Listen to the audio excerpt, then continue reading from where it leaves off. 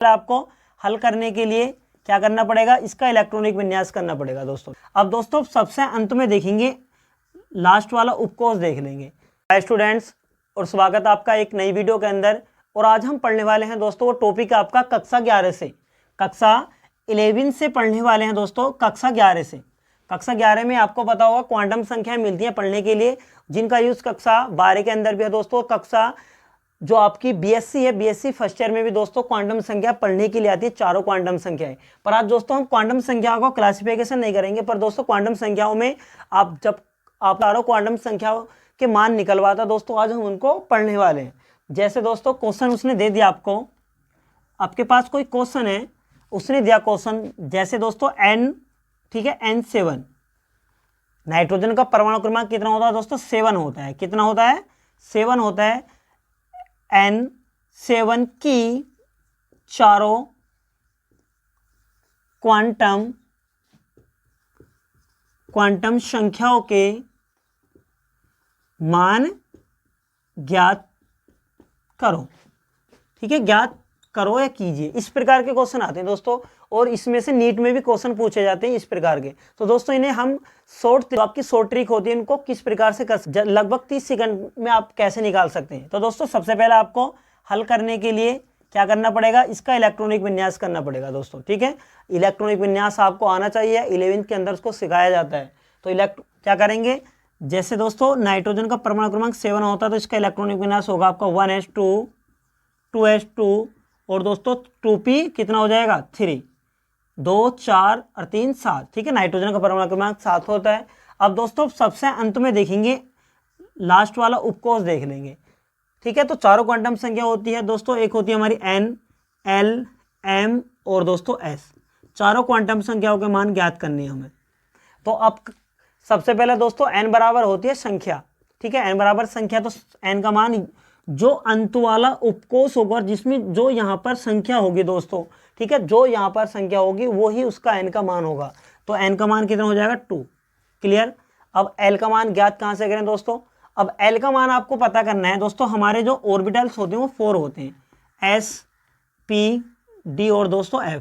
इसका मान 0 1 2 और 3, ये आपको याद रखने होंगे, ठीक है। इनका 12th के अंदर भी यूज है बहुत ज़्यादा, आपको अच्छी तरीके से इनको समझना होगा। तो यहाँ पर दोस्तों अब देखेंगे जो अंतिम इलेक्ट्रॉन जा रहा है कौन से ऑर्बिटल में, p में, ठीक है। ये क्या हमारे ऑर्बिटल,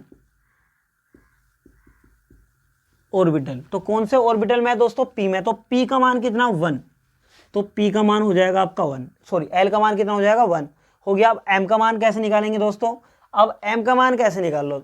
अब आपको कुछ नहीं करना दोस्तों, यहाँ पर देखेंगे कितने इलेक्ट्रॉन है, तो ये p के इलेक्ट्रॉन है, आपको पता है दोस्तों आपको पता है इसके पास 2 इलेक्ट्रॉन होते हैं।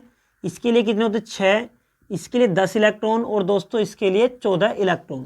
क्या होते हैं, ये इलेक्ट्रॉन होते हैं, इलेक्ट्रॉन, ये दोस्तों इनके मान होते हैं, ठीक है, ये इलेक्ट्रॉन होते हैं, ये मान।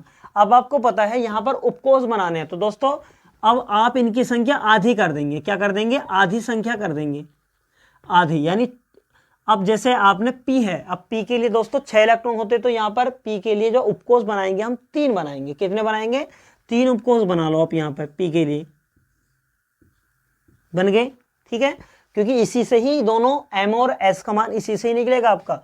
अब यहाँ पर जो मान होगा l का दोस्तों, इसे माइनस से प्लस की ओर ले जाएंगे। तो माइनस, यहाँ पर तो 1 है पर इसको हम माइनस मान लेंगे, -1 0 + 1 हो गया दोस्तों, हो गया।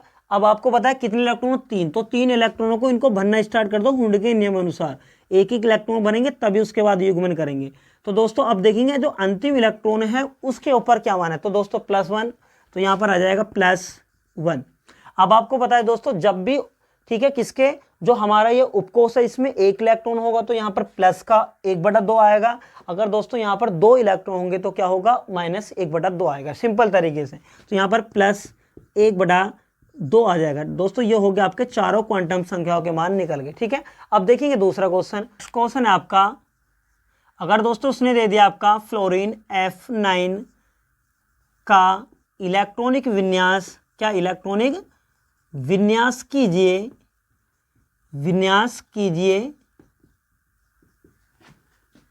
तथा इसकी चारों क्वांटम संख्याओं के मान ज्ञात कीजिए। ठीक है, ज्ञात कीजिए। तो दोस्तों किस प्रकार से करेंगे, अब आपको पता है F का जो परमाणु क्रमांक है वो 9 है दोस्तों। सबसे पहले इस F 9 का इलेक्ट्रॉन विन्यास करेंगे, 1s2 2s2 2p6। ठीक है, कितने हो गए दोस्तों, 2 4 10 पर 9 थे यहाँ पे तो 5 आ जाएगा, यहाँ पर क्या आएगा 5 आएगा आपका। ठीक है, क्योंकि हमारे पास 5 ही इलेक्ट्रॉन बचे हुए हैं इसलिए हमने 5 लिख दिया। अब आप इनको छोड़ देंगे, इसको ले लो अब।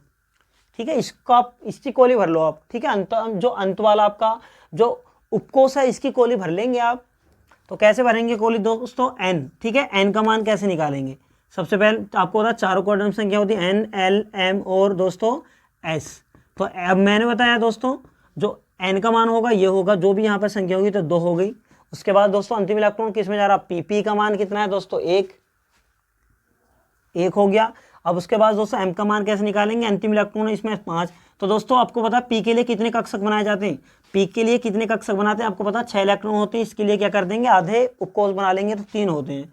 अब 5 इलेक्ट्रॉन भरने स्टार्ट कर दो, क्योंकि 5 अंतिम जो इलेक्ट्रॉन है वो 5 हैं। तो 1 2 3 4 और दोस्तों 5।